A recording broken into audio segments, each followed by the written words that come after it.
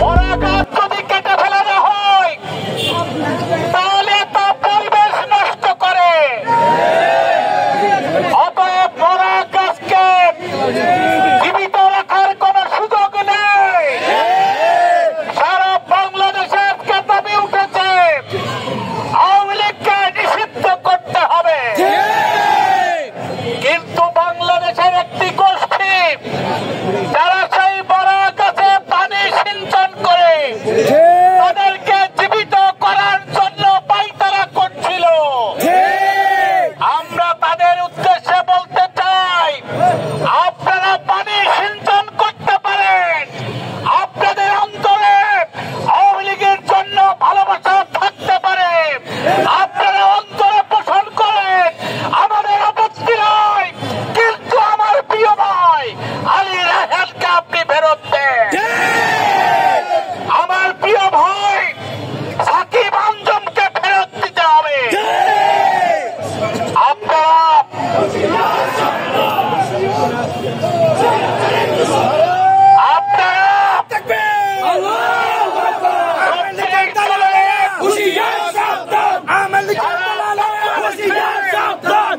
আমাদের 1500 ভাইকে নির্মম ভাবে খুন করেছে।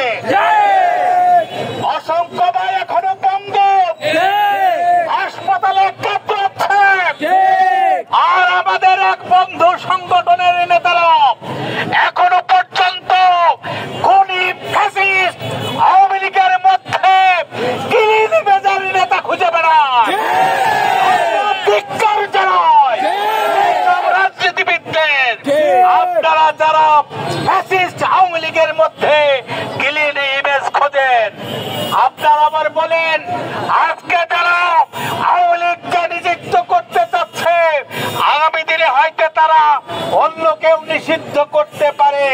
হতেই পারে যদি আপনারাও ফ্যাসিস্ট হন, আপনারা যদি ফ্যাসিস্টদের সহযোগী হন, আপনারা যদি জুলাই অভ্যুত্থানের চেতনা করে ধারণ করতে ব্যর্থ হন, আপনারাও বাংলাদেশে নিষিদ্ধ হতে পারে। সংগ্রামী বন্ধুরা,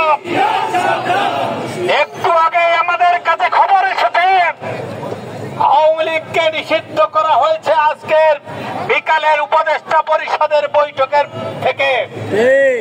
বিকাল থেকেই একটি দলের নেতা কর্মীদের ভাষা, কথা, ভাষা, বক্তব্য চেঞ্জ হওয়া শুরু হয়েছে। বৃষ্টি দেখে ছাতা ধরেন, বাংলাদেশে এই রাজনীতি পরিহার করতে হবে। বাংলাদেশের রাজনীতি হবে বাংলাদেশের পাটুই মানুষকে নিয়ে।